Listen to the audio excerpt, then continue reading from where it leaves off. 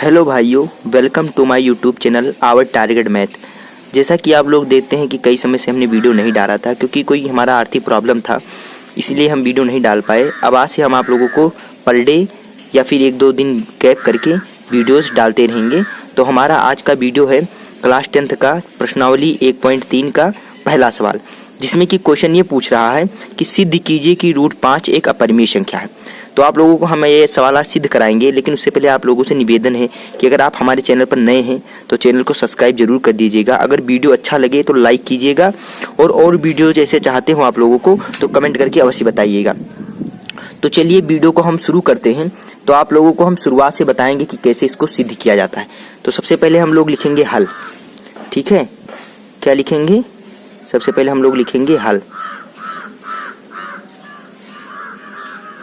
अब हल में हम क्या लिखेंगे? पहले हम लोगों को ये मानना होगा कि √5 एक परिमेय संख्या है। तो हम क्या लिखेंगे पहले कि माना √5 एक परिमेय संख्या है। क्यों हम इसको माने कि ये परिमेय संख्या है?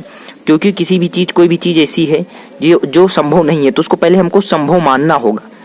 अगर संभव नहीं है तो उसको हमें संभव मानना होगा, तभी हमें सिद्ध कर पाएंगे कि असंभव है। तो √5 एक अपरिमेय संख्या है, जैसा कि हम लोगों को पता है। तो हम लोगों ने मान लिया कि √5 एक परिमेय संख्या है।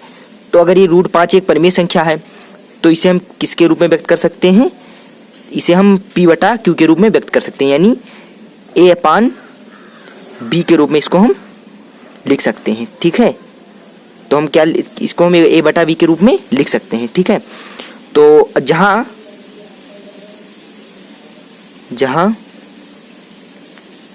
B ≠ 0 है, तो यहां पर हम ये भी लिख सकते हैं कि जहां, इसमें हम लिख सकते हैं √5 बराबर A/B लिख सकते हैं, और जहां B ≠ 0। ठीक, यहां तक समझ में आ गया कि √5 एक परिमेय संख्या है। तो √5 को हम A/B के रूप में लिख सकते हैं, और जहां B ≠ 0 है। ठीक है, अब आगे हम लोग क्या लिखेंगे? अब इसमें हम लोग क्या करेंगे कि दोनों पक्षों का वर्ग करेंगे। ठीक है, तो इसमें हम क्या करेंगे? दोनों पक्षों का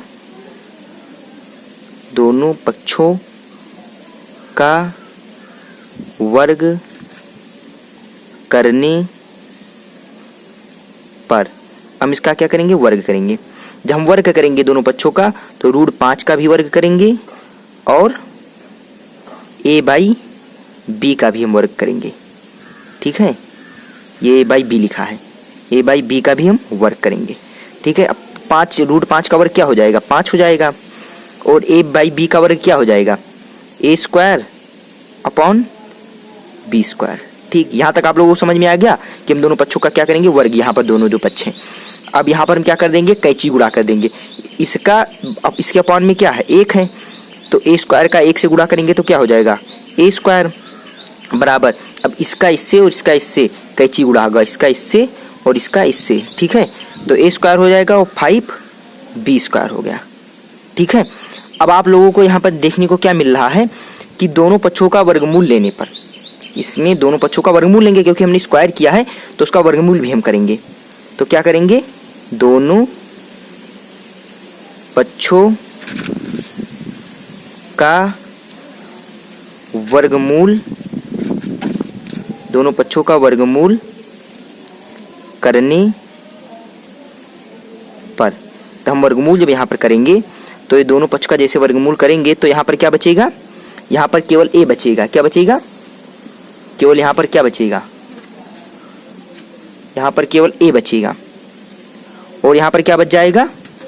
√5B बच जाएगा। ठीक, अब जब यहाँ पर ये बच गया तो इसके बाद हम क्या करेंगे जानते हो?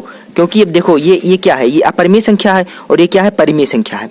तो परिमेय संख्या और परिमेय संख्या कभी बराबर नहीं हो सकती। ये परिमेय है और ये अपरिमेय है, तो कभी बराबर नहीं हो सकता, जिसलिए ये दोनों, ये क्या है? एक अपरिमेय संख्या है। ये सिद्ध हो गया।